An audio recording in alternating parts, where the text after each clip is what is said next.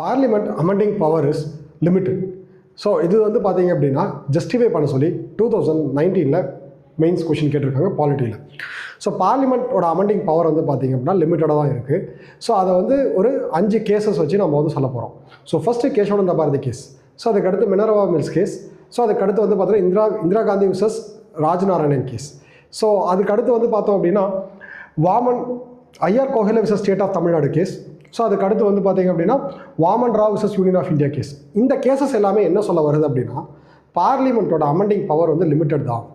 So ஒரு வேளை இந்த கேஸ் என்ன பண்ணுச்சு அப்படின்னா பார்லிமெண்ட் அவங்களோட அமெண்டிங் ஆர்டிகல் 368 ஓவர் பவர் பண்ணும்போது இந்த கேசஸ் வந்து அந்த அமெண்ட்மெண்ட்ஸ் எல்லாத்தையுமே ஸ்ட்ரக் டவுன் பண்ணி திரும்பவும் வந்து பேசிக் ஸ்ட்ரக்சர் டாக்ட்ரின் அப்படின்ற கான்செப்ட் வந்து நிலைநாட்டினாங்க.